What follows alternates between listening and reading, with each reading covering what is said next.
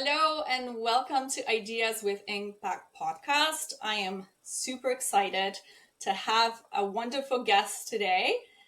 His name is Shawn Leonard, who is a heart center Indigenous spiritual talker or spirit talker and a psychic medium from Millbrook First Nation, Nova Scotia, Canada. Hello. With over 25 years of experience, Shawn has dedicated his life to bridging the gap between physical and spiritual world, helping individuals connect with departed loved ones and find healing through their messages. Hello, Shawn. Well, hello, Aleksandra. Thank you for having me on your podcast. Yeah, thank you so much for coming. I'm super happy to have you on and to find out a little bit more about the other side. Yeah, absolutely. I mean, whatever you like to talk about, I'm pretty much game to talk about anything spirit related in any way. And I don't really think about what I'm going to talk about for. I just whatever comes through is meant to come through that people are meant to hear, I guess. So if you can just share maybe of how did you discover that you have these gifts? Well, I think each and every person within the world is on a journey of self discovery, let's say. And I never, as a young child, said, "Hey, I have some type of special connection." I never thought that ever, and I still don't even feel like, even today, I don't like to like ego ties it in any way. Like I don't think I'm special. I feel like this is something that is natural, that is within every single person, and that is available to all of us. It's not just available to a select few. And I know a lot of people have misconceptions too about only certain people can do this, or maybe an indigenous shaman can only do this, etc. But that's the farthest thing from the truth. It's like who we are. We are spirit first, having a human experience. So it's just reconnecting with who we are, remembering who you are, and honoring that connection. And when you honor that and connect to it, through life for myself, there's been different, let's say, epiphanies or awakenings or moments that are synchronicity that after you have enough of them, you start to really realize that, hey, there's a lot more going on here now than than I thought before. Everything seemed disconnected or chaotic in some sense, but all of a sudden it became synchronized, or there's a plan, just the right person at the right time. And then when I started to work on my spirit growing up, etc., and just having words, even just saying different things with that I thought was just literally talking to the air, things started to happen. And for me, there's been so many moments. And that's why I wrote my book called Spirit Talker, which I have right here, which is a Hayos published book. And the reason why I wrote it is not to get wealthy. I'll tell you that, because writing a book doesn't get you wealthy. What it does is get your story out there, and that's really what sharing your message is about. Whether you're an author or any other format that you're pursuing out there to give information to people. But in the book itself, I detail, my all many steps that brought me to the point where I am today. And there's still even more steps that are kind of taking place. And I don't want to say it's like that I graduated from this lesson and vice versa. It was more of like an awakening with each life lesson that I've been through that helped reveal some aspect of who we are, or the greatest sense of who we are, not just within this world, but the universe itself. And I remember at a very, very young age, some very early spirit connections. And maybe many people can remember things when they're young. My mom says I should not remember these things, but I do. I absolutely do remember these things. And there's two things that I would say predominantly that I remember young that was very kind of unique and special. And this all happened between, let's say, the age 3.5 to probably like 6 years old, maybe 4 to 6, let's say then, because around one of the stories relates to when I was very ill as a young child. I had pneumonia. And that's a story that I actually didn't put in the book. That maybe I'll shove it in another book down the road somewhere. But this is like a new story that I'm going to share. And it's, when I was young, I had pneumonia. I was in the hospital in Halifax, Nova Scotia, and my mom had to leave me there for some time because I was very, very ill. And they had to put me in an oxygen tent. And I remember being in the oxygen tent vaguely, very vaguely, because again, you're talking like 4 to 5. I have very vague memories of being there. And I remember when my mom would come, most of the time I think I was sleeping because I would wake up from time to time. But occasionally I'd wake up and I would like kind of like play or I would chit chat. I don't know what type of chit chat you can have at 4 or 5, but probably just mostly playing with the other little boy in the tent beside me, who was in the oxygen tent in the same room. And I remember like this lady coming for him that I believe was his mother, and she was beautiful, absolutely beautiful. She had a long white gown, and she came in and she told me that she was taking him home, and she said, "I'm going to leave you something, Sean. I'm going to leave you this coloring book." Now, this coloring book is like it wasn't like a normal coloring. It was a paint by numbers coloring book. That's what I remember. That you take some water and you would dip into the page and you would color the diagram or the picture. And she said, "I'll leave this for you as a thank you for spending time with my son," right? And so she left, and my mom eventually comes to get me, and I'm well. And I remember sitting with my mom on her knee, or vice versa, and we were getting ready to go, and I would not leave because I said I have to have that coloring book because that's my coloring book. That lady that came for that little boy, left me that coloring book, and she says, "Well, I don't know who put this coloring book in here, but it can't be yours." And there's no way a lady has given it to you because there's been no one else in this room but you. There's been no other little boy, there's been no other person in this room, so you must be lying, or somehow this got misplaced and you're just mistaken. And I'm like, no, no, mom, Yeah. there was a little boy in the tent and this woman had come for him. Now I've come to understand that this little boy was probably deceased, or he was making his journey home, and he might have been still hanging around the hospital for whatever. But a lady, very, very beautiful and filled with light, had come to take him home. That could have been an angel. I don't know. Mhm. It could have been like a mother from another lifetime. I really literally do not know, but I just know that I did play and speak to a little boy, and this beautiful lady that was imbued with light had come to bring him home. And home to me meant like his house, not like home to the spirit world. Mhm. So that's what I've come to believe. That's like one of my earliest memories that I have of something being kind of oddly different, Mhm. or kind of strange in a sense, I guess. And after that, it was I had other times, and it was mostly my great grandparents that would visit me. It would be like when I was very young, and these two shadowy people who I knew as my great grandparents, who loved me dearly, would show up at 3 o'clock in the morning and be standing in my room whispering to each other. Mhm. And so I became accustomed to it, but I still was kind of nervous about it. So I'd ask my mom to put some night lights in my room, because it seemed like when the night lights were there, I couldn't really see the shadows as much, and Mhm. then I could ignore them and sleep very, very normally as a young boy. But a couple of times I remember waking up, and one particular, I woke up and my mom had, for whatever reason, my mom thought it was an amazing idea to come in and turn my night lights off. And I woke up.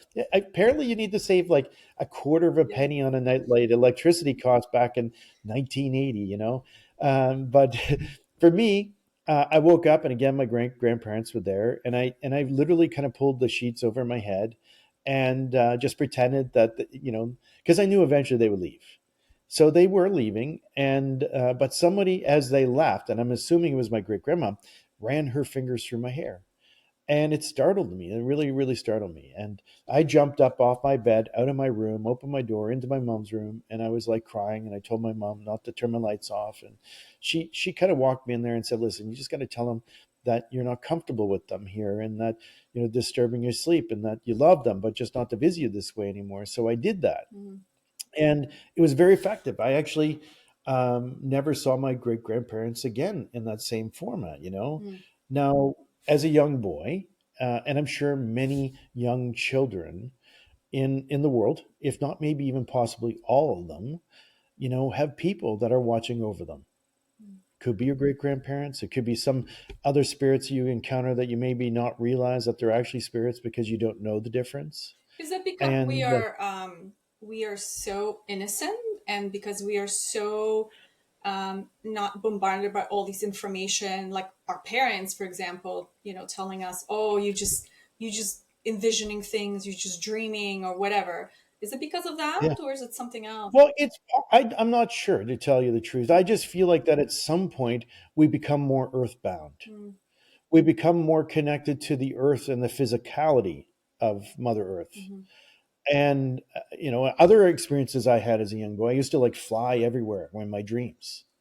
I could mm, literally get up and fly around my neighborhood. And I know so many people have an experience and memory of this when they were young, going out and playing with maybe some other children and flying around the neighborhood. And, you know, I think probably even like, the story of Peter Pan almost comes to mind with this. Like, mm-hmm, it's probably inspired by children who astral travel mm, and have friends in the astral world that they get to play with, which are just other children that are also astral traveling sometimes. Now, mind you, I lived out in the country. There wasn't a whole lot of kids running around, but I remember living on a hill, and as I got older, I found it more difficult to fly in my dreams. mm, And I remember this moment clearly where I was at the top of my hill, just outside on the road, and I ran. In my dream, I'm running and I'm flapping my arms, thinking that this is going to help me fly. And it did. I could literally get maybe 3 or 4 feet off the ground and I kind of float right back down. It's because as we grow, because like when we're young, we all of us are spirit first. mm-hmm, We've chosen to incarnate in this form. We'll return to spirit. It's the cycle of everything. It's mm-hmm, this everything is circular. You think about it, we spin around the sun. The sun mm-hmm, spins itself, the earth spins, the moon spins. Everything is cycle. We have seasons, mm-hmm, there's spring, fall, winter, summer, etc. And there's a cycle. And just like our life, there's a cycle. And when we've just entered into the world from, let's say, a new cycle of coming into being, to experience, to grow, to further understand the human condition, because again, this is not who we truly are. This is just a temporary form. And I wish I could say, I'm like literally, I think my body changes every moment of the mm-hmm, day. There's cells in your body that just don't exist anymore. Are you the same person you were yesterday? No. mm-hmm, There's actually a lot of cells. There might be some cells in your body that are the same, but cells actually transform, mm-hmm, and you start to age. And I mean, we went from this being like this small in our mother's womb to mm-hmm. this size that we are today, and then we'll probably shrink again a little bit, get a lot grayer and older and Yeah. wrinkly, and then but yet the essence of who we are exists. Mm-hmm, And then we will, transcend this form again. And the cycle will be into the light from which we all have come from, because we're all light beings. And in Indigenous culture, I like to say that we're star beings. mm, Because, if you think about it, and I do have a course, an online course on Hay House, audio app there. I forget what it's called, Empower Me, and there's also one on their other one, Heal Your Life Plus. But mm-hmm, there's a course, and I think you can even buy it on Amazon. But I call it the Four Sacred Fires, mm, and it's an Indigenous teaching about that we're the first sacred fire, which is grandfather's son. The light that has come before us. I mean, that is formed scientifically the world, the earth, and all the molecules, and spun it with gravity, and came into this great molecular, let's say, sacred fire that created the earth and all the other planets, with all of the elements that have come together from other planets and stars that have gone supernova, mm, and then ultimately have created us. And I think from a multitude of ways, not just from the elements that exist within Mother Earth, mm-hmm, but possibly seeded from other lives of other planets that have existed before. mm, Um, and I think that science even knows that now, that they can look at. They just got element, or they went and tested an asteroid or a meteorite that was going by, fairly large one. They landed something on it, took a sample, and brought it back. And when they looked at it, it had all the building blocks of all of life within it. mm. So That that there's a so seeding. amazing. So It amazing. is. There's a Mm-hmm, seeding that's taking place in within not only this world. That means that other worlds would have had to have life, mm, because you can't have all of the seedlings of life within an asteroid or meteorite or what have you, and not have exist before mm. and somewhere else. It's there. And when our world is done, maybe there's a cycle even to our world Yeah. that will, our molecules and our atoms and all of life that existed will be in some asteroid floating through Earth and seed another planet at some point. Yeah. Or we I'm haven't sure found that it there's yet. Oh, I think we probably have found a lot of them. Yeah. I just don't think that call me a conspiracy theorist, but I don't feel like the government, I almost feel like, when they do make scientific breakthroughs, it's secret Mm, yeah. and they don't want us to know right away. And I feel probably in the next, let's say 4 to 5 years, maybe a little bit more. Hmm. I'm hoping sooner, but maybe we're going to get to learn potentially that they're going to make big announcements that, hey, there's life other worlds. They've already gotten James Webb Space Telescope pointing at other Yeah. solar systems, Yeah. and they're coming back with the molecular biology that would have life. Yeah.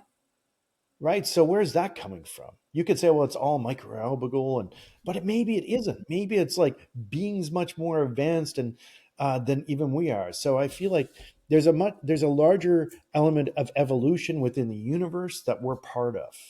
We Hmm. are the universe. But as an individual part moving within the universe, Hmm. we have consciousness, we have awareness, we have that sacred light, our spirit that exists within here. And it's an indigenous teaching Hmm. and belief that is shared. And we even talk about how, in the Milky Way, there's what we call the spirit road. Hmm. And that when we leave this world, potentially, we or our soul family, our soul tribe could potentially go out into any of the other stars where there's habitable worlds to live a new life if we choose. Or we can choose to live here again in time. There's a cycle, with everything that you can see, whether it's fall, winter, and I wish that summer would be here a little bit sooner, to be honest, but Mm. it's cold here right now in Canada. And I there's a know. cycle. But, we have to live presently. Obviously, we're here Yeah. now. We have a purpose here. There's a code in our DNA. I mean, if you even break down our DNA, there's a code within it Hmm.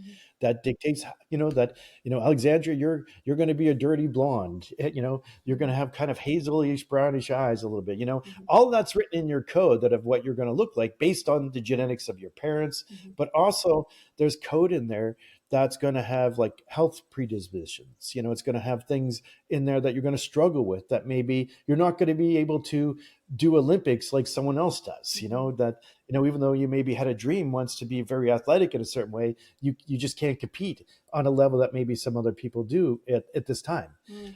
And that's okay, but that's who you're meant to be. Yeah, I think I love what you Right? just said is that we all have a purpose. I think it's just we really need to find that purpose.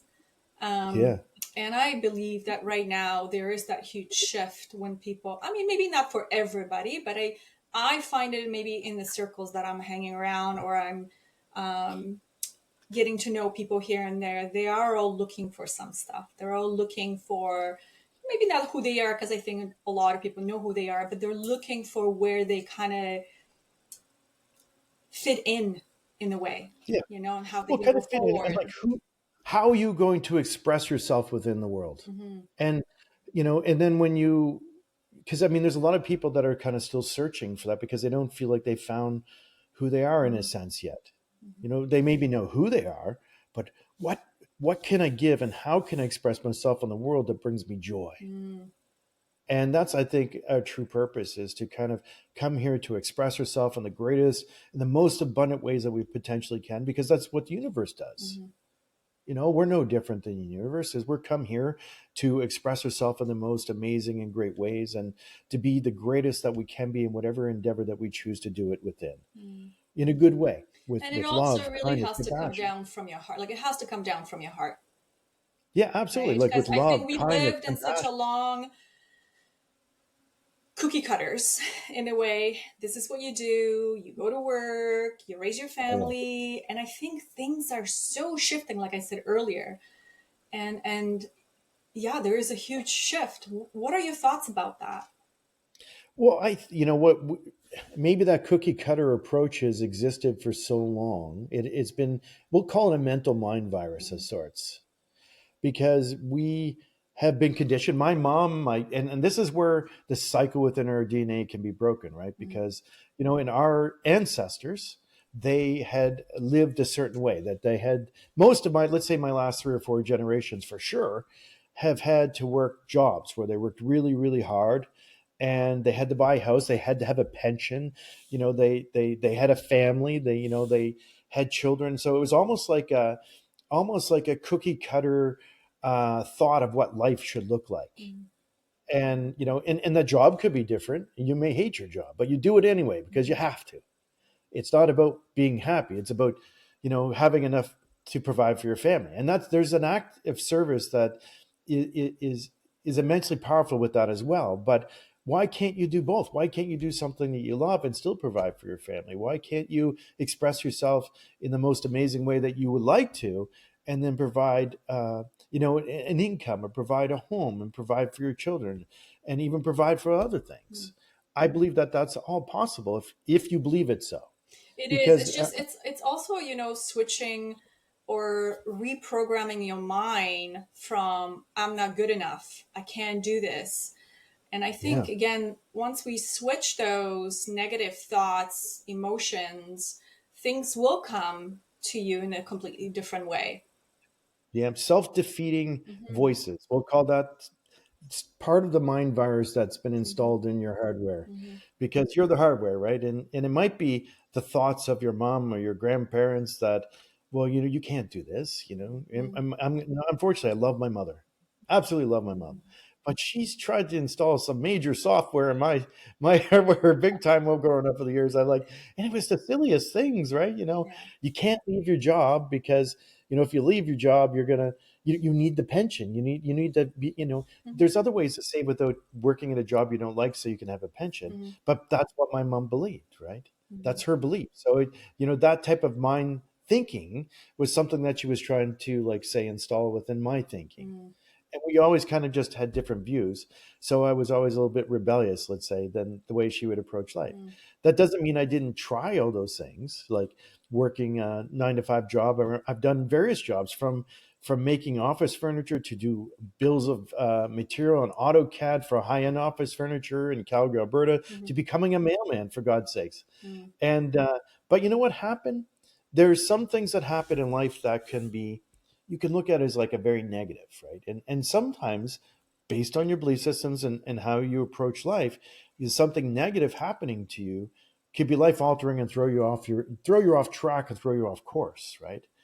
And sometimes we have to be something drastic has to happen to us more than once for us to get it. Hmm. It's like, even for myself, one of the things that, because I was clinging to that thinking for so Hmm. long, until about maybe 13 years ago, that and I was like working myself to death, literally, like working, like, at the post office, doing readings on nights and weekends, doing little tours, and I was just like trying to do it all. I was literally not very well balanced in life.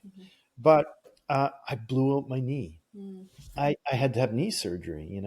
Here I'm a mail carrier, and I thought, this is a job that I can enjoy because I'm connecting to people. I'm out getting exercise. I absolutely love being a mail carrier, to tell you the truth. And I could still balance out doing readings and things like that. And then I blew out my knee again. And I'm like, I can't. And the doctor said, listen, Sean, you can't do this anymore.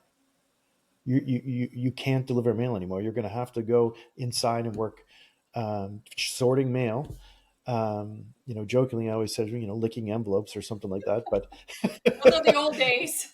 yeah, exactly. I'm going to be in working midnights Yeah. because I didn't have very much seniority, and I'll be working midnights, sorting mail and parcels for the carriers and such at night. And that's a good job for people who really, really enjoy it. But it wasn't for me. That's not what I wanted to do. And then I tried to keep working, and then I herniated a disc. Oh. I fell and herniated a disc, and that laid me up so bad. And then I'm like, I just can't do this physically anymore. Yeah. So I had to rethink my life. I mean, I'm already working as a spirit talker, a psychic medium, and I really enjoy this work. Mhm. Maybe I should embrace it more. Maybe I should open up to the possibility that this could be, a greater part of my life, and my job, my work, my income, etc. How can I make this work? And that's where you have to start asking yourself questions like, what can I do? Like, how can I make this work? How can I make this happen? So as soon as you start asking questions, you start coming up with answers, right? Mhm. So I had all of these also limiting beliefs about standing up in front of people, Mhm. and speaking, and fear, limiting beliefs about getting up in front of people and talking. And I had to really kind of surrender those, Mm. because if I was going to shift my life to be this person that I am today, I have to embrace the fear that I have in relation to being in front of a large group of people and doing the work that I do. Mm. So I did, and I attempted. I started to take little baby steps. Let's say, I went to a spiritualist church and started kind of like doing some readings in like maybe a group of 30 or 40 people, and then later I gained confidence, and when I even remember back in the day, like all these life lessons. I actually was part of another group called Sylvia Brown. Oh She had a yes, group Sylvia called Living Brown. Yes, Spiriters. I think everybody Yeah, yeah, knows back about in the Sylvia day. Brown. Yeah. And I thought about being a minister in her church because it was kind of new age thinking stuff. And anyway, I did it for like maybe 3 months, and I'm like, this is not for me either. And this is where we're searching, right? We're Mm-hmm. searching, what? But all these are teaching me something, even if it's not where I was meant to be. I got something from it, because I remember the first time I spoke at a Novus Spiritus and even a spiritualist church, that I was so terrified I literally couldn't get words out of my mouth. I struggled.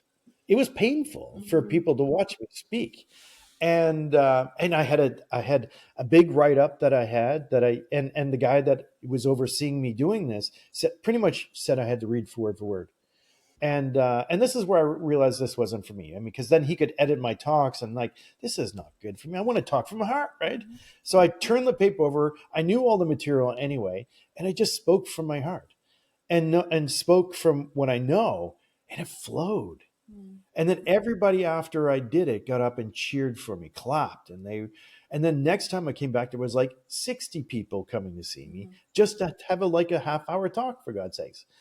And I'm like, okay, I'm on to something here. This is something, you know, I could write points that I could talk about, but how I need to communicate to people, uh, obviously how I've been approaching it has been wrong.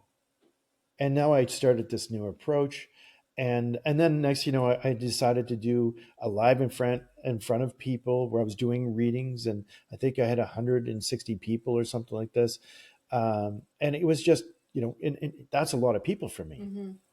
Like 160 people coming to see me, for God's sakes, to do an event. I think I sold tickets for like $40 or $50, and I was like, okay, so I did it, and then next time I did an event, 250 people came.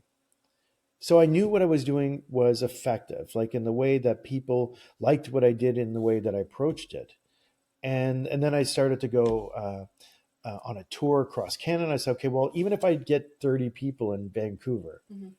I'm going to start getting out there. And I did. I went out to Vancouver, Calgary, Edmonton. I started going to different cities and doing these little events that I would set up and do my little talk and do sessions at. And actually, I have a tour coming up, and we just spoke about it prior. Mm-hmm. You were talking to me about not coming to Ottawa, but I might be coming to Ottawa in the fall. But there was so many limiting beliefs that I had that stopped me. One of them was a lot of the stuff that my mom had said, that you got to keep the job, and I hung on to that for probably longer than I had, even though I wanted to do this other work all along, and I was just not full time. But then the creator said, "Listen, Sean, we have a plan for you. You don't know the plan. I'm going to have to screw up your knee a little bit, but you're going to be okay. And after you, and if you don't get it, we're going to screw up your knee again. If you don't get it, then we're going to hurt your back. And you know what? You're going to get it. You're going to be out there helping people in the way that this is where you need to be." Mm-hmm. And so that's kind of what kind of took place. Everything kind of, even the bad things that I thought were going wrong in my life were actually going right. And it was like little nudges. Your guides, you call them your ancestors, you can call it the creator. I mean, I don't think there's a bad or right or wrong word for it all. Yeah, they're all right, in my opinion, if you choose it. And that's how I see my life. And that's why I wrote Spirit Talker, is the little things that led me through life to bring me where I am today, and what I learned through every one of those journeys. And I think if everyone out there thinks about their life and where they are today, and all the experience they've gone through, like the divorce, the Mm-hmm. the separation, the job loss, and we could be angry and we can be bitter. I mean, that's a choice. Mm-hmm. And we can say, oh, okay, Thank you, Creator. Thank you for setting me in a different space and place. Mm. I'm grateful. I'm going to embrace this, and I'm going to do the greatest that I can. Yeah, I like that because I can so relate to that in so many ways. It's Yeah. like, with my podcast and everything, and I, in the beginning when I would send out a message to someone saying, "Hey, I would really love for you to be on my podcast," and they got denied and got denied and I got denied, and it hurt. I was just like, oh, I'm like, oh my goodness. And then I'm like, you know what? Put the ego aside. It's okay. Maybe it's not the right time right now. Just do who you can talk to, just explore, and enjoy. Just simply enjoy the conversation. If it comes, it comes. If it does, it's okay. Like I had a conversation yesterday with someone, and because she asked me a question, and I said the same thing, and I was like, you know what? I'm doing this for me because I was like you. I had these beliefs, old belief systems that I kept on telling myself, oh, this is not for you. It's like public speaking. I'm like, I can't do that in front of people. My background, I'm Polish, even though I've been in Canada for 35 years. I'm like, I have this kind of like a wall where I feel like I'm a mute. I was like, I don't know what I'm going to do and how I'm going to do it. And it's just like you said, it has to come from your heart. You have to speak with, your passion. And Hmm. either the message goes through or not, it doesn't matter because I'm speaking it from here. And Right. that's what matters, you know? That is what matters. I mean, and I think but that's a lesson, It is. it takes time for people to get there. And it's okay, and it's okay to fail, and Mm, it's okay but just keep going. Even if you fail, if you don't get the right guest, or you don't get that, somebody respond or denies, I mean, just keep going, keep yeah. plugging away. And you don't do it for, you do it for other people. I do the Yes. work that I do for other people, but I also do it because it brings me joy doing Mm, it. mm, Nobody pays me to do podcasts. I don't get paid for podcasts. I do them. I mean, if I like, I think I have 5 this week, and it's because people ask, and I will do them, and because I feel the Creator's given me this experience. And like I said about the book, when I wrote the book, this is not a get rich scheme in any sense. It's about, I wanted to share my stories to change and shift the world in a way that people can relate mm, and be inspired.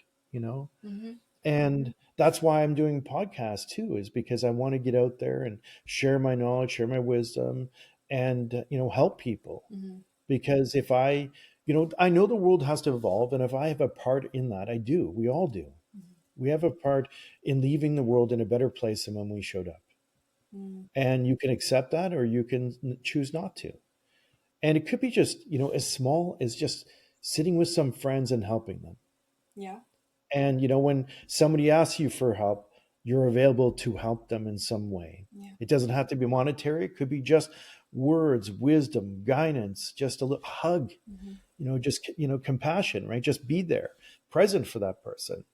And I think when you start giving to the world and spirit and humanity, mhm, the Creator starts abundantly giving back to you. mm, And I think there's a flow.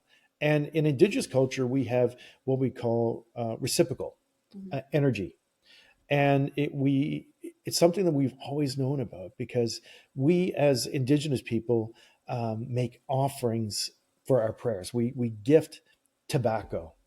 mhm, We hold it over our heart, we say our words, and we lay our tobacco down, usually in the eastern direction, because where the sun rises, right? As it's a ceremony when you do this. But we give that medicine, holding that intention, those prayers and the words, um, to be heard, to reciprocate what it is that we maybe need help, guidance, or direction with. mhm, And it doesn't have to be for just you. It could be, and right now I have an online course. It's called Spirit Talker Tribe. I have 750 students. I usually, in the last 3 years, I've had 750 students every year. And so that's amazing that new students are coming to me, and old students are sticking around too, because I even have a membership, etc. mhm, But every week, because of having 750 people in my course, there's stuff going wrong in people's lives all the time. mhm, One lady was in the hospital and was in an induced coma, and she's been with my course since day one.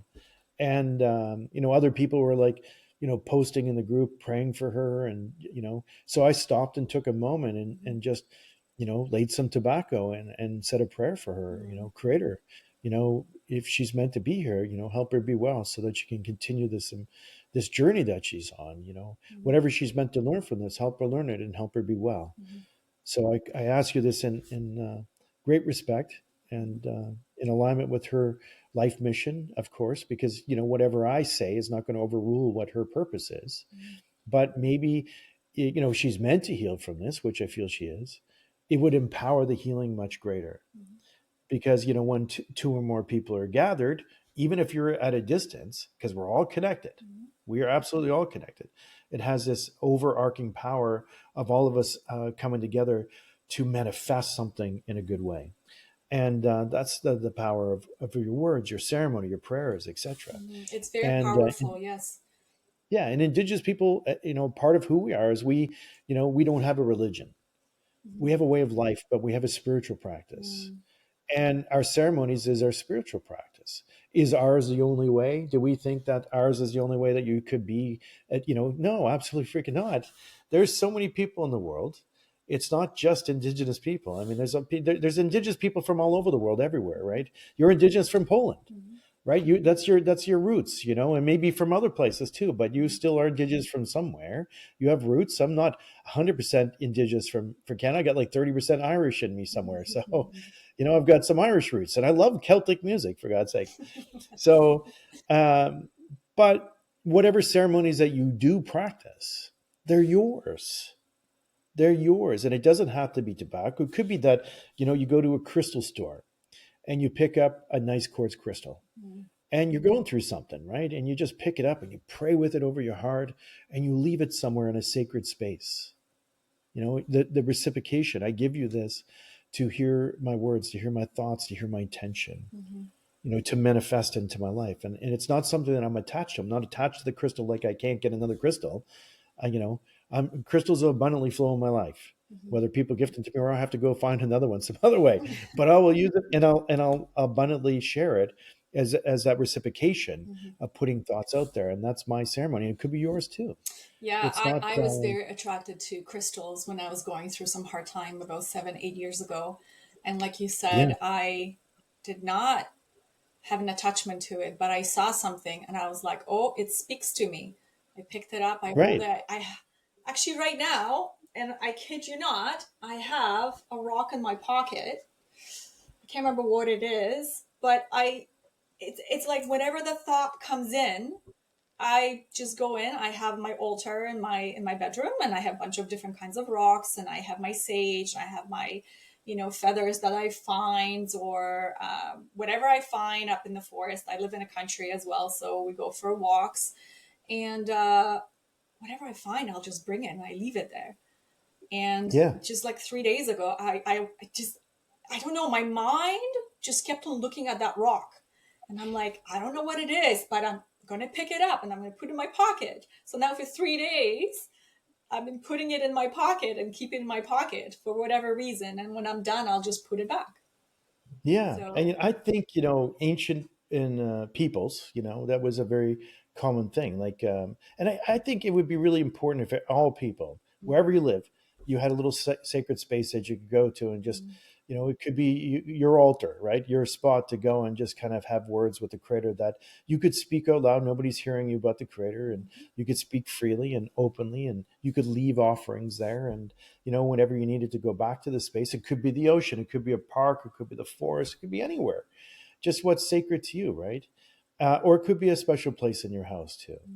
But I love outdoors. I love nature because I feel that's the real let's call it the real church of the Creator, is because that's where we've come from. We've come from that space. We've built houses, but the house of Mother Earth exists all around us, and I think we have to honor that connection to her as well. yeah, I love what you just said, that you can create your church anywhere you go. And Yeah. those are the words of my mom. Like, we were brought up Catholic as well. but not very strong Catholics. Like when we immigrated, we lived in Greece for 2 years. So we were exposed to Orthodox religion. And then when we came to Canada in 1990, we were sponsored by 5 different churches. So I lived in PEI for about Oh no. 4 years in Alberton. And then we moved to Charlottetown. So I lived in Charlottetown for about a year and a half or so before we moved to Ottawa. And those are my mom's words, exactly what you just said. The outside is my church. Because she, even though she is kind of like religious, but she's not. And then she's like, you know what? I just need to go outside and I need to connect with whatever she needs to connect with the highest self, with the spirit. I know she used to, when her mother passed away, she was really sad. So she would go for walks and she would connect with her mom that way. She would talk, she would cry. And that was her connection, which I was brought up that way because I remember this as a young teenager, hearing my mom saying that. And it stuck with me because now I'm passing this message to my children. And I said, you need to find your path. You need to find what is good for you at this particular moment. Don't shunt it. Just go with it and listen. Listen to the spirit. Listen to the voices. Listen to nature because nature speaks, right? Yes, absolutely. Nature So, speaks. And everything has a consciousness, awareness, and everything has a spirit. The mhm, trees have spirit. That's why when, as Indigenous people, we when we take the tree to, for whatever reason, to cut down to make a canoe or etc., or take the bark, we make an offering mhm, to thank the tree for the tree spirit for allowing us to take what it is that we need. mhm, So we offer the medicine. I've gone moose hunting in the past, and it's I'd rather go out and hunt an animal and take that life of that animal myself and honor the animal's life mhm, than going to the store and buying mhm, a pack of hamburger at Costco. mhm, Personally, I see that animal. I know the animal's lived a good life. I can go lay tobacco for that animal. I can pray for that animal's spirit, thank the animal, and and harvest that animal. And then I would use all of the meat as much as I possibly can, fill my freezer, and it'll feed me and my family for like a year. mhm, And every time I eat it, and I do, I have a freezer full of moose meat. When I eat the meat, and we don't eat it every day, but when we do, I'm so grateful mhm. for the food that it's given me. You being connected. I- Hmm. right. I think of that moose every time, and I thank the moose for the meal that it's provided me, because everything has a spirit. And I think a lot of people have forgotten the connection to the forest, the trees, the plants, and even with the plants, plants have spirits too. And I know many medicine people, and there's one in Ontario called Patricia Toulouse, and she's a traditional medicine woman, an Anishinaabe lady, and she picks herbal medicines, right? So, and we're friends, and I've gone out and spent time with her and learned things from her. She's come to my home and taught me about different herbal medicines and such, but she's the expert, I'm not.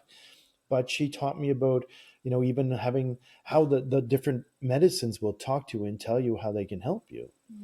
And the medicines that that could help with this ailment or that ailment, and to honor the plant when picking the medicine, making their offering, because you have to thank. And then when you drink the tea that the medicine has given you, you can have this kind of warm feeling in your heart that you harvested that dandelion root Mm. for your tea, etc., or your cedar for your tea and such. But there's different things you can get that will help with different ailments, and the creators put that there for us to nourish us from unwellness to wellness, Mhm. to give us nutrients, because we require nutrients. And so there's a reciprocal energy that Indigenous people understand. Mm. And I think that's been lost a little bit in modern times, Mm. and maybe it'll come back down the road. Who knows? I think it's I coming don't back. like Mm. I don't like, in the sense where humanity's gone in the way of like,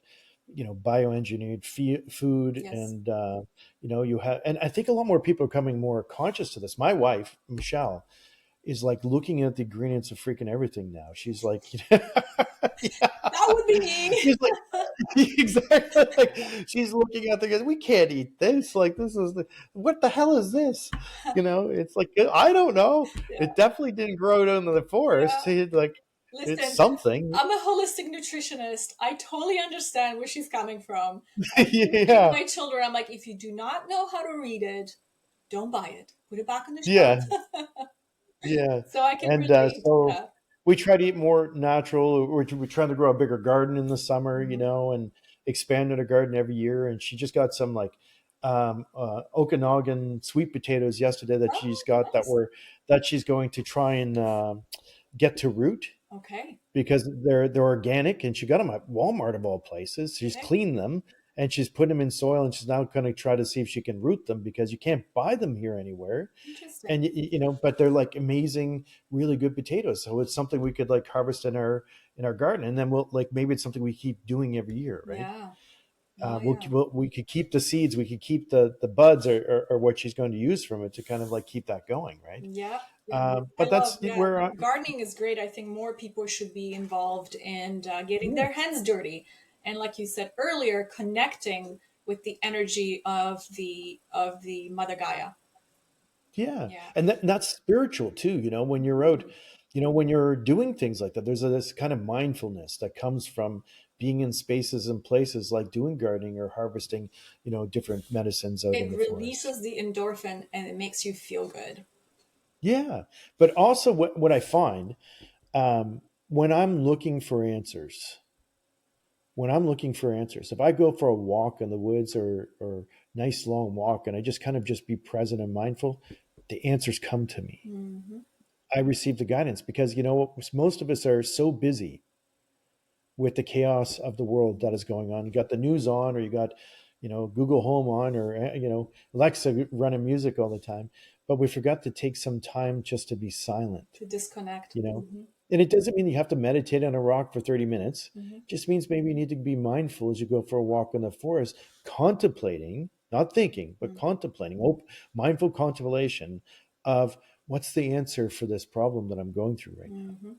And then maybe after the walk, you come back with a solution, right? Hmm. And it's because your mind was too busy not to think it up, but to allow the inspiration, the intuition, the clairvoyance, the clairsense, the claircognizance, the psychic aspect of our connection to spirit that I also feel, I hope, is coming back more and more full, is that we're starting to become more reconnected through our spirit, that language that of the universe, Hmm. that clairvoyance, clairsense, clairaudience, those words were, that describe psychic abilities. We become more aware of them, and we become more connected, more guided, have more answers for life when we're, facing different problems. And I know, and I'll tell one story because I like to teach in stories. And I talked about it in Spirit Talker. And in our culture, back in the day, before contact, because we were fairly psychic pre-contact. Hmm. It's when the simulation, and no offense to people who are Catholic or Christian, etc., but the colonization and saying, okay, well, this is the only way, and it's wrong to speak to the spirit. You have to go to the priest to talk to the creator, or you can't have divine inspiration. That's evil, right? So that kind of like was kind of kiboshing not just my or indigenous people's abilities and connections, but everybody in the whole world Hmm. that has been conforming to kind of like a mental mind virus of religion, let's Hmm. say. And I don't think that's what Jesus was teaching back in the day either. I think he was teaching his disciples to pray, go out into the wilderness, receive answers from the Creator, walk around, be in service of people, and, abundance would flow in their life when they needed it Yeah. for whatever reason. But in indigenous culture, pre contact, we, in order to receive insight, we sometimes we have medicine people. And some of our medicine people would use a bowl called a Waltus bowl, and the Waltus Bowl is a game. It's made of a maple. It's carved out of a solid piece, and it's a fun game. And there's like 7 pieces of bones or antlers that are in it. We bounce it, and all the pieces fly through the air, and it's kind of a fun game. And so anyway, the medicine person whether it was a medicine woman or medicine man or a two-spirited person, would take that bowl, fill it with water, and have a ceremony. They would leave it out in the moonlight for 4 nights. And then after the 4 nights, I'm sure there might have been a smudge, maybe a sweat ceremony. And then the person who could see very well would sit with the bowl and stare in and gaze into the water, not looking into the water, but just gaze blankly at it, very much like that walk in the forest. You're mindful. You're just open. And as you sit there and gaze into the bowl of water, the medicine that you're doing the ceremony for would that the wisdom would come to you for what medicine you needed to give that person, because you weren't sure, so you had to kind of go in this spirit to find, okay, what do I need to give this person to help them be well? And then spirit would answer, and then you'd be guided to go get some fir buds and some blueberry leaves and different things, and you'd make a tea for that person. Or if somebody was struggling in some psychological way within the community, that insight of guidance would come to the medicine person based on just gazing into the water. They would have this kind of insight, visual, mental, or just a knowing of what to how to guide that person. And so as colonization happened, we were obviously using our psychic abilities quite strongly, and we had medicine people that could do that were more adept in that than others. That wasn't the calling. And I'm not saying everybody has to be running around being psychic for everybody, because maybe being a nurse is what empowers you. It's what gives you, it's the juice of life. You're like, oh my God, I'm so excited to go to work and do what I do. It's like, where I'm serving people, helping them be well in like an ER or something like that. Or you're a psychologist and you just sit there and listen to people and give people some guidance. I think there's maybe some intuition involved in that, because my daughter, Mackenzie, who lives in Calgary, Alberta, is a two-spirited, because she's two-spirited herself, but she's also a two-spirit psychologist and counselor. And that's what she does for a living. And, I know that she has a clinical way that she's supposed to approach things, but do you think that maybe her intuition maybe is guiding her sometimes? Yeah, absolutely it is.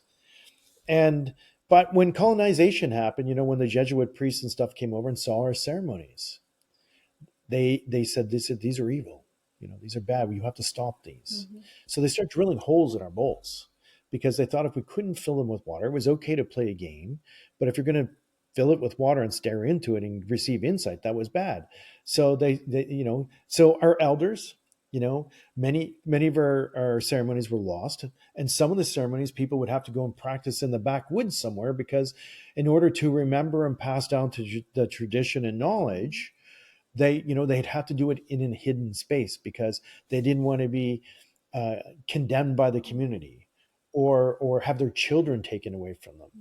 And that stuff was happening, which is so unfortunate, right?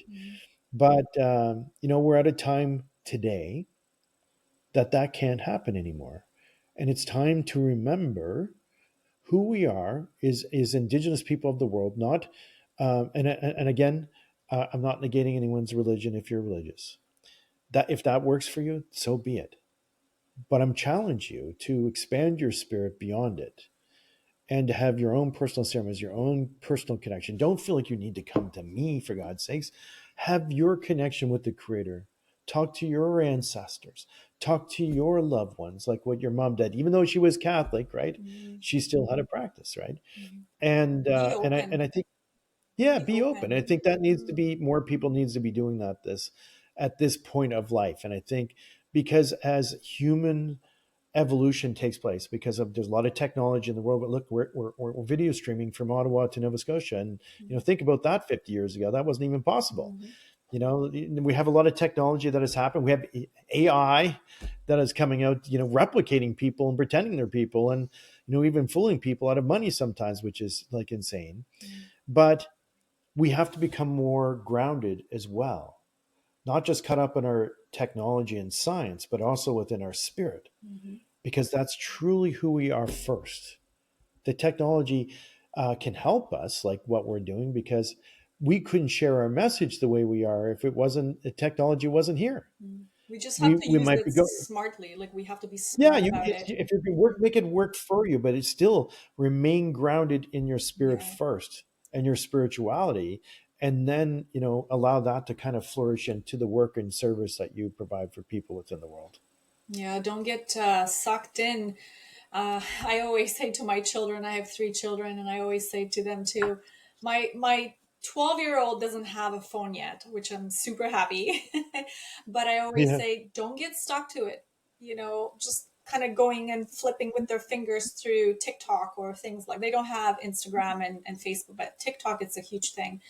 But Yes. I've said that many times to different kinds of people. And I said, we have, I mean, they probably hate us in a way right now because they're teenagers, but Yes. we take their phones away. Oh, we don't take them away. We have a basket, and those phones have to go in that basket from certain time when they come from school all the way after supper. So we as family can reconnect. So that way you come Yeah. in, in the kitchen, or we sit down and we actually have these conversations. We can play a game. We can ask how they're doing and ask about the progress of school and things like that. So I think it's so important to do that uh, with kids, because if not, they need guidance, right? Yeah.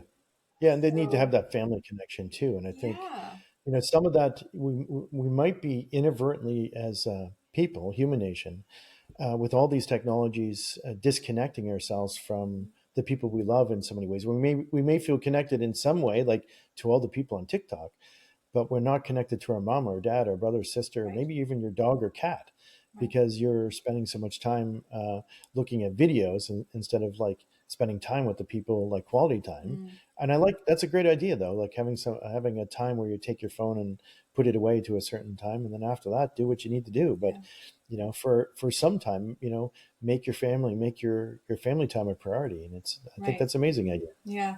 Like this morning or last night after supper, our daughter, who is going to be 18 the end of March, and she says, Mom, Dad, I think we need to go outside tomorrow morning for a snowshoe. And we're like looking at each other. We're like, okay, no problem. We're going to do Yeah. it.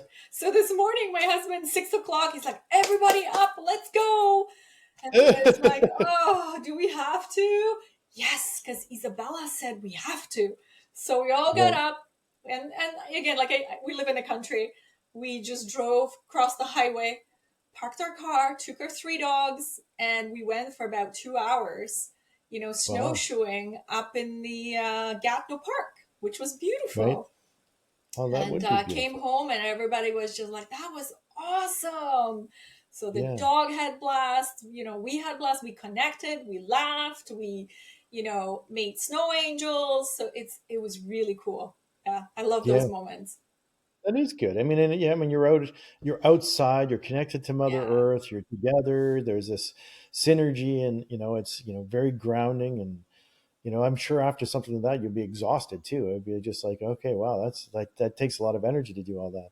But it's a good energy because you need to be engaged in life, yes, right? We need to be engaged in life, and I think that's not engaged in life on your phone or your computer or watching Netflix. It's engaged in life out in the world, doing whatever, and just seeing the world. I mean, we have mm, an opportunity to even travel the world and just go different places and just see different cultures and meet different people. that's it. It's so amazing that we can do that, and what better that's better than Netflix is getting out, go to Aruba for a week and connect to the Caribbean people and watch a parade or something, just do You'll have something a different. different perspective on life.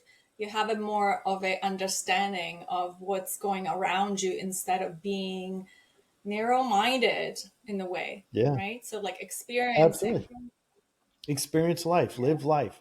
yeah, That's what we're here to do, is live it as joyously as we can. And we still need to pay our bills and all of that, but course. do it, pay your bills in a way that you feel drawn to do it, like that Hmm. you feel this isn't work, right? Mm. I could literally probably retire my life right now if I wanted to. I probably would be like very Mm. I would have to live very frugally, but I mean, I could do it if I really wanted to, But but Sean, I you're don't on a want to. mission. I know. I want to keep going. I want to keep getting out there and doing what I want to do, and sharing what I have so much more I still want to give. Hmm. I still have so much more inside me that I need to put out into the world. Right. I have only given a little bit, and I want to give more, Hmm. because when at the end of the world, when I leave, I want to leave the world better than I showed up, Hmm. And anything of wisdom or knowledge that I've gained on this journey, I want to leave it within the world too, so that other people may be able to read it, learn from it, understand something from it, because that effectively will change the future generations. Mm. You know, in indigenous culture, we always had this where we sat with elders, right? And they would share those stories with you. Mm-hmm. And that's lost because of like disconnection of technology and cell phones and Netflix and all that. Mm-hmm. I mean, it doesn't mean that people aren't getting some wisdom from Netflix too. I mean, there could be an amazing show on Netflix you can watch it that would help you understand something. Mm-hmm. I even learn about other cultures through Netflix sometimes, which is good.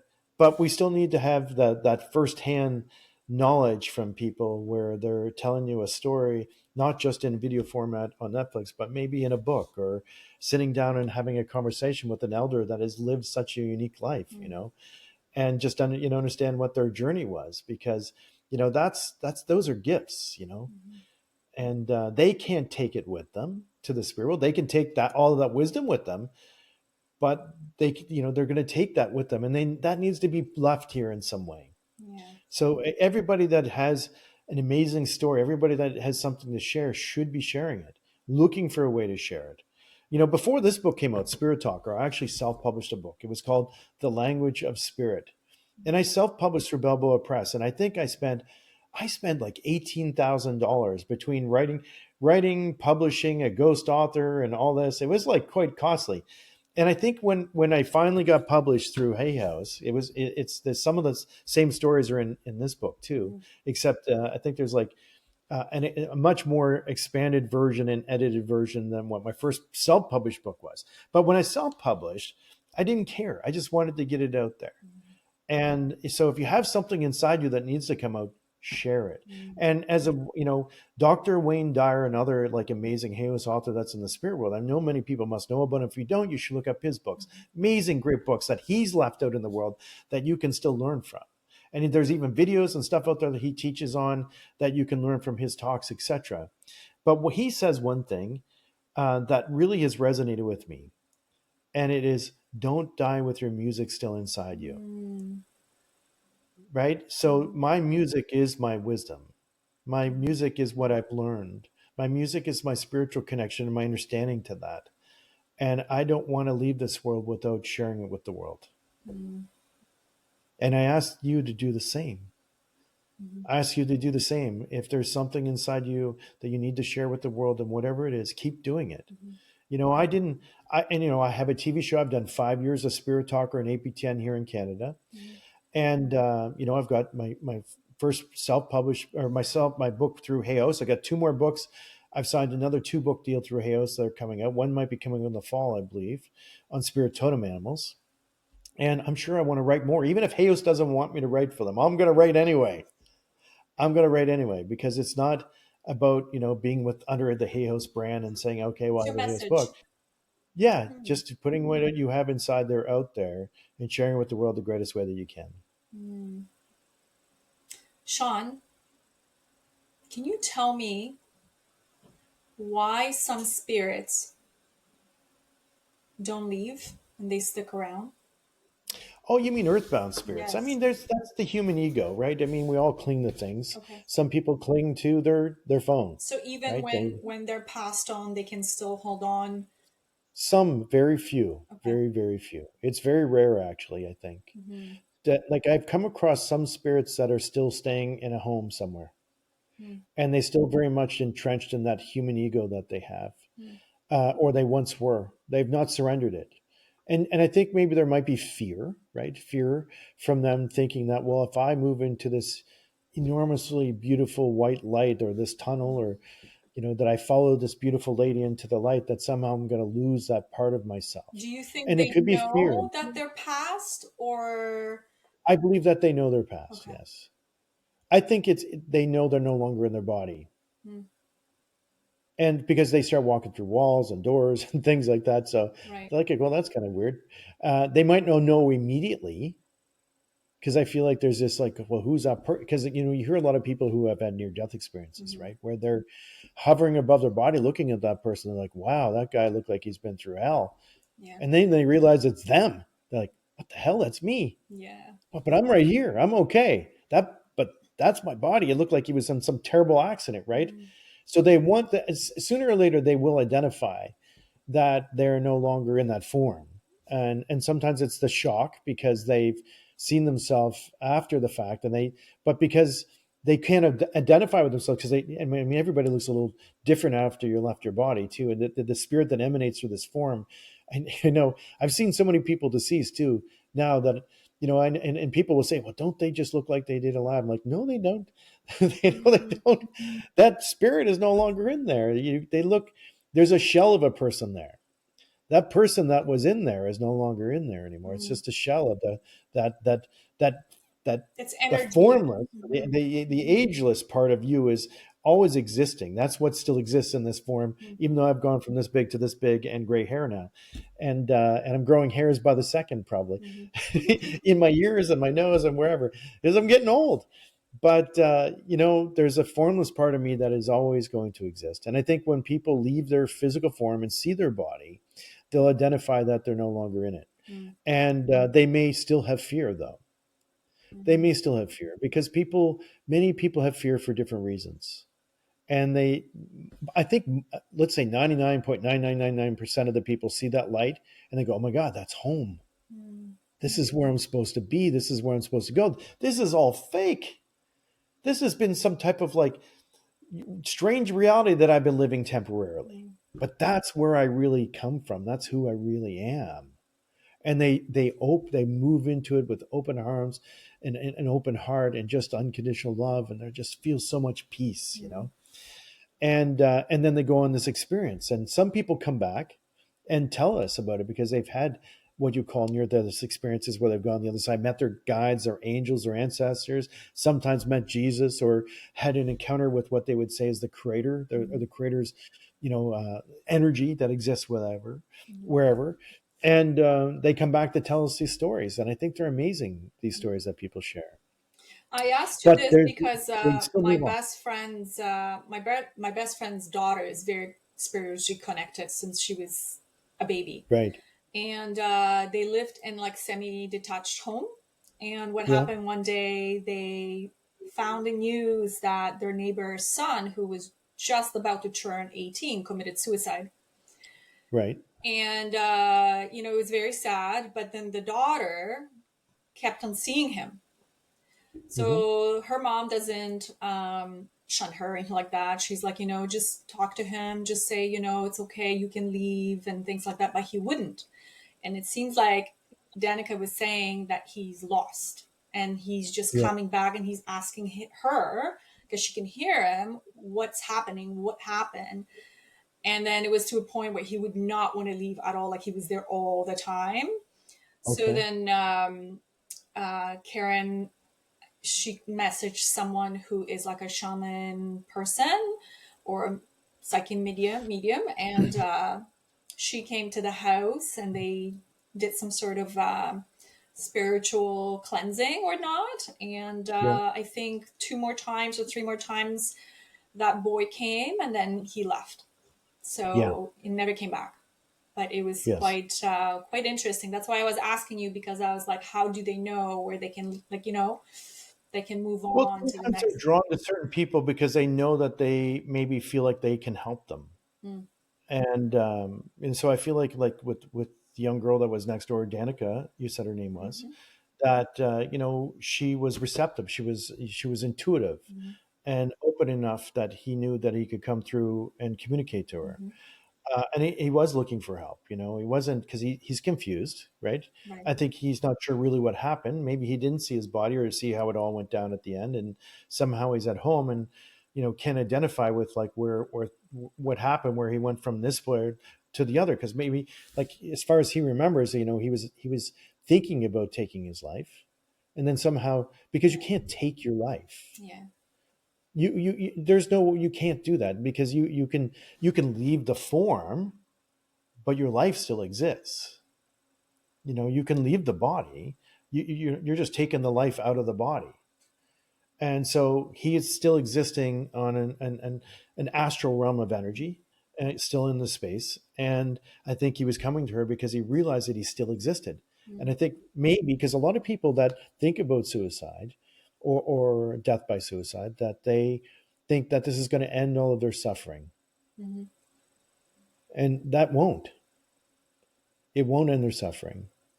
Because if you suffered and you have a mentality, a mental mind virus, and you leave this world and you move into the astral world and then you don't embrace the light, Mm-hmm. let's say you don't see the light, you don't embrace it, or you're scared of it, you're still going to have that same mindset. You're not going to escape the mindset. Right.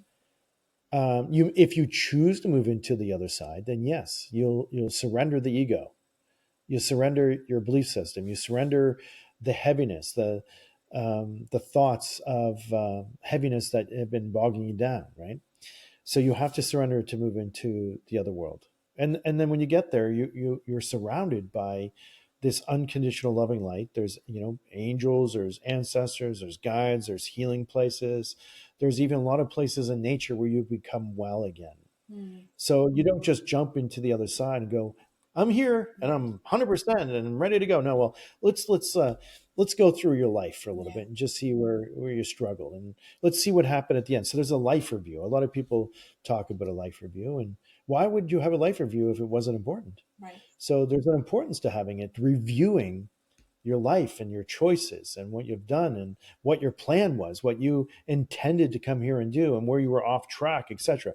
And that's why we have many lifetimes, because you're not going to like evade your karma by leaving this world through suicide. You're just not going to be able to finish it right now. But there's times you're coming back. Mm-hmm. At some point, you're going to go to the other side and, well, wow, I really failed myself here. I'm going to have to come back and reface a lot of these things. And this time, maybe through a few other synchronicities, maybe transcend it or overcome it in a good way. And this time I will make it through. Mm-hmm. So that's why we have other lifetimes to kind of continue that experience and within this world and other worlds as well. But I think to learn from the human condition, it'd probably be if you've not overcome the mental mind viruses that you were carrying in life, that you'll have to come and face situations that kind of re-trigger those cell memories that you have within your spirit, and then still find a way to overcome it in another lifetime. Maybe through the same family, maybe through a family that is a few generations away. But you'll set it up that you come back and do it. So there is no I get out of jail free pass. Right. This is jail in a sense. We're here, but you can grow flowers in your jail, or and go out and pick your own medicine. I mean, it's a pretty big jail. It's the earth. Yeah.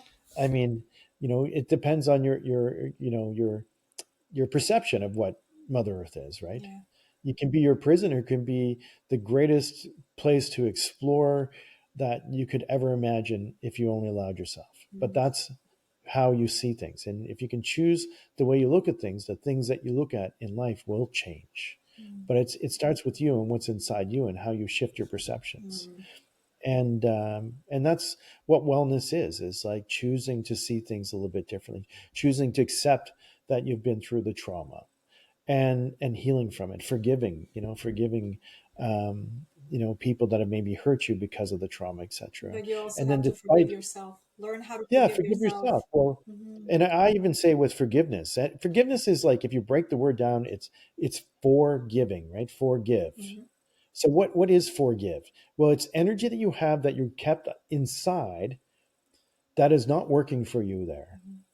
So you have to let it outside of you. You have to give it away. Give it to the source, give it to Creator, give it to your angels, give it to God, give it to the person that has harmed you. Not in a negative way. I'm not saying, well, you've given me this shitty feeling, I'm going to give you this shitty feeling back. Well, no, because if you're giving a shitty feeling, that means that's what you still have inside you. Forgiveness is shifting what you have inside you and giving that instead. So if you are angry with somebody and you want to shift it, change it to kindness, compassion, love, mm-hmm. within you, and then give that to the person you don't like. Because what you have inside you is something that you can give another person. It's forgiving. Yeah, you're shifting things for yourself, but you're also shifting things for the other person as well. You're changing the karmic connection. Mm-hmm. Because we're all connected, and there's science that even says that we're all connected, right? So through our thoughts, I mean, that's why people can like, that's why they call psychic attacks, right? Because there's somebody like thinking really bad things about you all the time. Yeah. And then you somehow feel a little bit down or a little bit Yeah. depressed and you don't know why, a little bit confused Where's because that that voodoo energy, doll? right? And I'm sure there's an ex out there of mine that has a voodoo doll of me. I'm sure, but that only has power because, that's what the medicine she has inside her, Mhm. right? It's not the medicine I have inside me for towards her, right? It's not because if I was to have anything other than love and compassion and forgiveness for her, then that would mean that I'm holding on to anger, resentment, fear. There's things inside me that I'm carrying it. Mhm. And then I'm letting her medicine affect me. Yeah. But I choose not to let other people, anybody can think whatever they want about me. I'm hoping it's all good things. Mm. And I'll tell you, there's probably more good things being thought about me than all the bad things that people are thinking about me in the world. And that doesn't mean that on Facebook you're not going to have some guy that is not in the same belief system come up and say you're a fraud, Yeah. and, He's and just say not bad aligned, things. and he just needs to go That's through his okay. own process. I So accept him yeah. for where he is. I send a prayer to him. Yeah. Pray, Creator. Help that man's wisdom just to be a little bit greater, so they can see things in a different way. Help him see life in a good way, so that he can accept all people for where they are, and surround him with like unconditional love and light, because that's what that man needs in his heart. And Mm. then I delete, ban, and block. So maybe you can learn a thing or two. Boundaries, boundaries. But that's what I have. Yeah. It's what I have to give. And I have a lot of people talk to me about medicine and bad medicine people and all that, but it Mm. has no effect if you are a good medicine person, Mm. because nothing can, if all you have inside you is good love, kindness, then that's all that's going to come out of you. Just one negative thought is not going to affect you in a No, negative way, right? Yeah. no, not at all. So, No. how do you respond to people who are, for example, skeptical about mediumship? And they're very Well, kind I of say like, come see me. I'm not sure I, if I I want would to say go come that way. come see me and see what I do. There's no like, there's nothing to hide when I'm Mhm. standing in front of like 600 people and I'm just standing there spouting out stuff that no one could possibly know. I mean, you could see that. Mhm. But what I usually tell people is, even if you don't want to do that, explore psychic abilities yourself. What if they're real, they exist, and not just in me? And maybe if you come see me and I show you that it's possible, but really, why am I showing you it's possible? Is that so that I can be right all the time? No, Mhm. I'm not. I'm not right all the time. I might be right more than a lot of people, but I'm not right all the time. I'm still human. I have that human condition. I still, even if you were to tell me something right in life, I might go and tell someone else and alter it some way because I don't remember it the way you told me. Mhm. Right. So it's my perception of what you told me that I would tell someone else. That's the same thing with spirit communication. And how they communicate is a little bit different than just using words. It's like clairvoyance, clairsentience, clairaudience, claircognizance. It's a combination of everything put together. But if it's possible for me and you can see me doing it, I don't want people following me around thinking that they have to have this experience through me. Find the experience within you. Mhm. Find it within you and explore your own spirit. Mhm. Start talking to spirit, like make an offering and say, Spirit, I'm really skeptical, but I need to know that you're with me in some way. If you're really there, really get my attention. I challenge you to do something in a good way, from a good space, not because I'm challenge you out of like, you know, anger or Mhm. whatever, or resentment. Do it from a good space. Just say, Mhm. speak from your heart to spirit and say, do something so unique that I'll know that it was you, and it's no way possible unless you've done it. And then listen. Not even just listen, just go about your life. Mhm. Go about your life and just see what happens. Something will happen. Spirit hears us. When you realize that you're being heard by your people, it'll change your life. It'll shift your life. Mhm. And I'll tell you this one last story Mhm. that's in alignment with this. Way back in the day, I was in Calgary. And this is when I first started doing like readings, like way back, like a long time ago. And I was working at the office furniture company. It was called SMED and then Hayworth, and I was doing bills of material and AutoCAD, etc. But I used to work with a guy named Conrad Kardashev. And this is when internet first came out. He gave me a program called Microsoft Front Page 2003. And I was already working as a medium, but this is when I made my first web page, was in 2003. And he had the program. He bought it. And so I used it. And I mean, because back in the day, you actually had to download a program to check your email. You had to have, you couldn't go online and build a website. You had to have a web builder to build your website. And so I used this program, Microsoft Front Page 2003, that he lent me to build my webpage. And then my computer crashed. And I had to go buy a new computer. I get home, I turn it on. I'm like, okay. And then I realize that all of my software that was on my computer came from Conrad. And Conrad didn't work where I worked anymore. He went on to start a business and do house construction and all this. And he lived in a little tiny place called Black Diamond or Turner Valley or something like this. So anyway, I'm looking through the yellow pages and the white pages, trying to find The Conrad. yellow pages. I know. That's what I mean. There was in the internet, that stuff didn't exist in the internet back in the day. And I couldn't find him. Sorry, And I'm so going I to quickly interrupt. It's funny because last week we were telling the kids, we're like, oh, the yellow pages. And our kids are like, yellow pages, what's that? It's like, well, this is where you actually were finding people, with all the information. If you ever wanted, a plumber come over, or someone who plow your driveway, or yeah, someone, you couldn't just Google you plumber can near me. Google. So here I'm looking for Conrad and I couldn't find him. And, Calgary's like in the surrounding areas, there's 1 million plus people. And I'm like, I don't know how I'm going to find this guy. But it was Saturday. And so I had to give up. I did get the computer. It's blank. There's nothing on it. I can't check an email. I can't go to my website. I don't have the program. I asked my wife, can I go buy the program? She goes, you just spent like, $800 on a computer. We can't afford another $600 or $700 program for your computer. Because back in the day, money was tight with the family and such. And so I just spoke out loud. I said, Creator, I really need to get a hold of Conrad. I don't know how you're going to make me find him or connect to him, but I really need him. I need him for this program because I was very clear what I needed.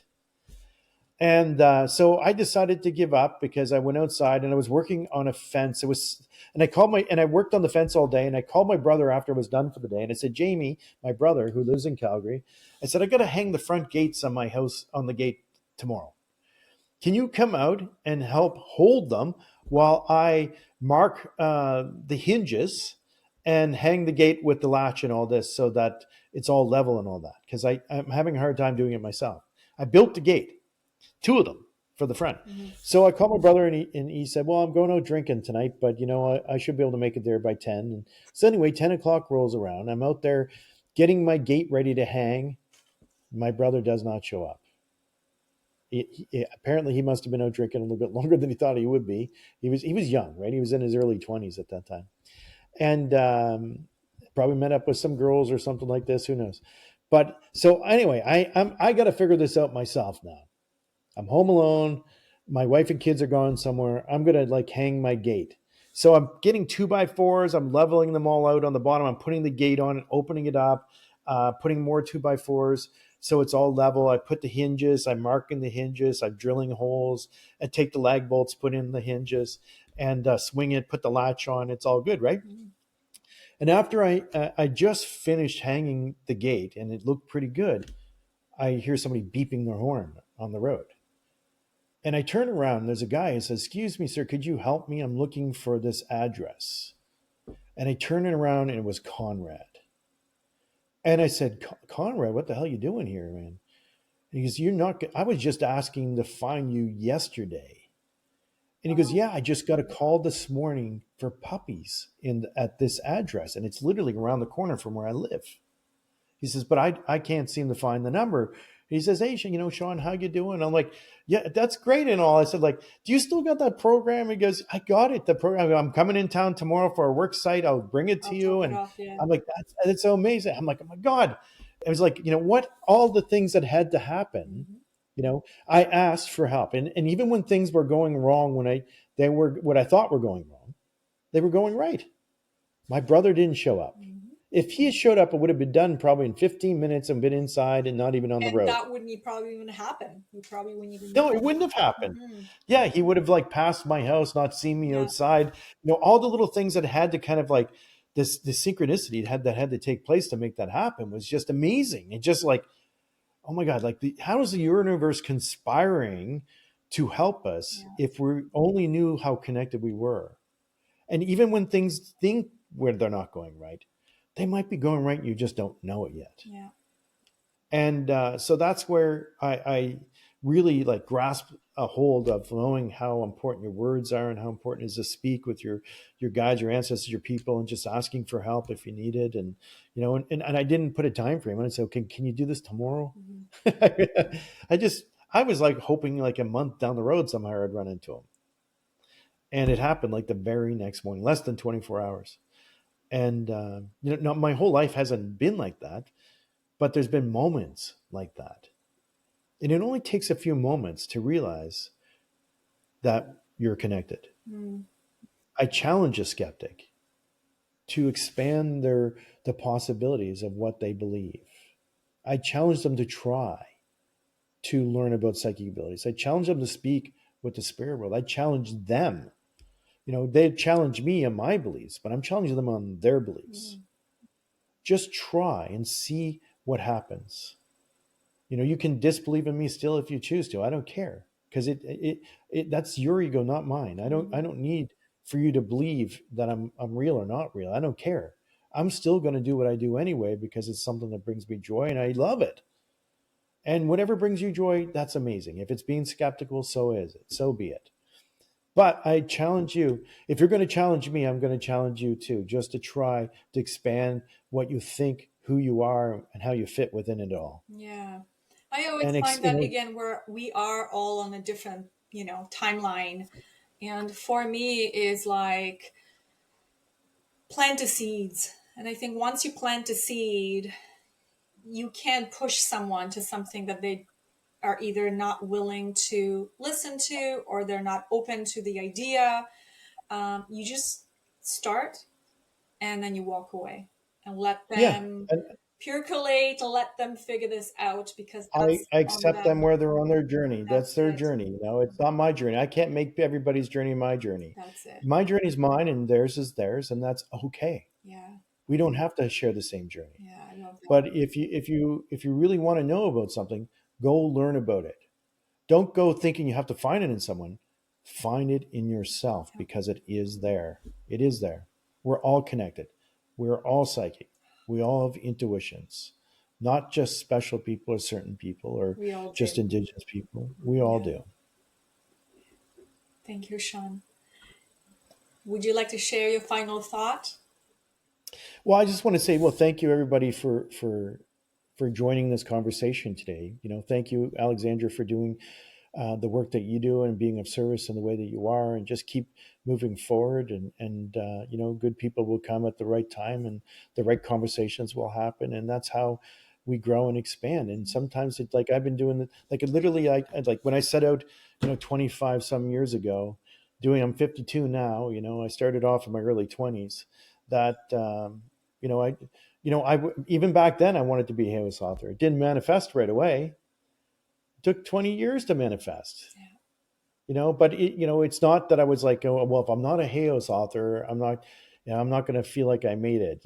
I'm going to get out there. I'll self-publish. I'll get out there and do what I'm doing. Um, and if it's meant to be, it will be. If it's not, that's okay. I'm still going to be who I need to be right now. Yeah.